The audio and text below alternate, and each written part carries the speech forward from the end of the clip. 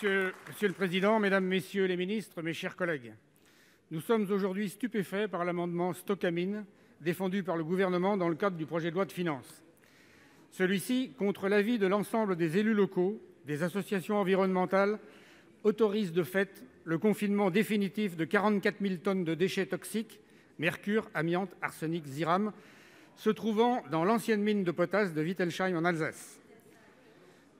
Adopté sans débat à l'Assemblée par une majorité aphasique, avec comme seule explication du Gouvernement une phrase laconique, nous nous faisons donc ici le relais des inquiétudes des habitants sur les possibles infiltrations de la nappe phréatique d'Alsace, située juste au-dessus du lieu de stockage. Il s'agit là d'une des plus importantes réserves d'eau douce souterraine d'Europe, potentiellement menacée par cette décision contraire au principe de précaution. C'est de la santé des générations futures dont il est question, Madame la Ministre. Un rapport parlementaire préconisait dès 2018 le déstockage quasi total du site de Stocamine. En 2019, le BRGM proposait un scénario d'extraction des déchets en 15 ans. Vous le savez, plus nous attendons, plus le risque d'effondrement des galeries sera important. Lors du grand débat, le président de la République avait lui-même reconnu la nécessité d'évacuer le maximum de déchets.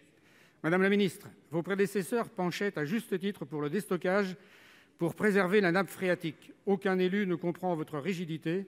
N'est-il pas temps de reconsidérer votre position et de reprendre ce dossier à la base avec les élus locaux afin de rétablir un climat de confiance avec la population et éviter ainsi un possible désastre écologique? Pour vous répondre, la parole est à la secrétaire d'État en charge de la biodiversité. Merci, Monsieur le Président.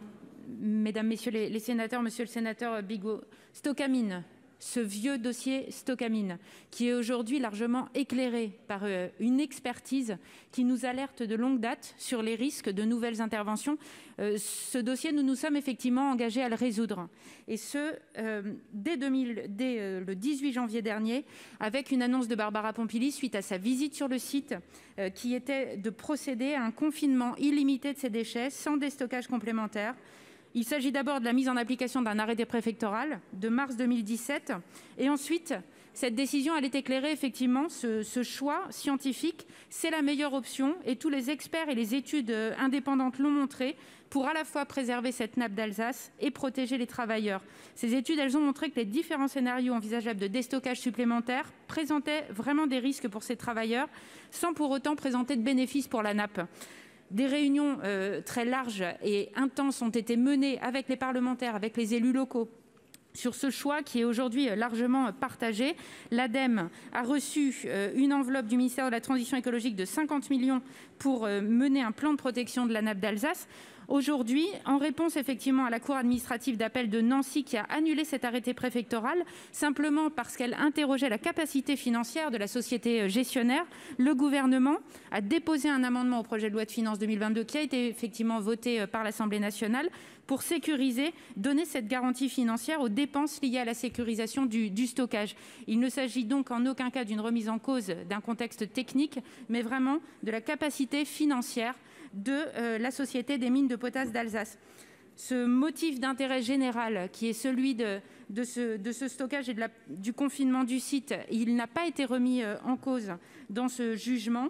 Les mines de potasse d'Alsace vont pouvoir donc stocker pour une durée illimitée ces produits dangereux en couche géologique profonde. Cela permettra vraiment de sécuriser ce site, là où l'affaissement des galeries nous mettait vraiment dans une situation très incertaine. Avec cette base législative, nous allons donc pouvoir mener les opérations de mise en sécurité dans les meilleurs délais. Je vous remercie.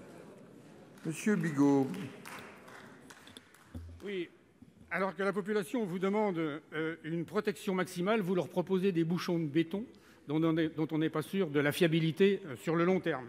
Ça, c'est la première chose. Et la deuxième chose, vous parlez des élus, on n'a pas dû rencontrer les mêmes. En tout cas, l'ensemble des élus, unanimes, souhaitent reconsidérer ce projet. Donc, rencontrez-les pour une sortie de crise concertée, ça sera la meilleure solution.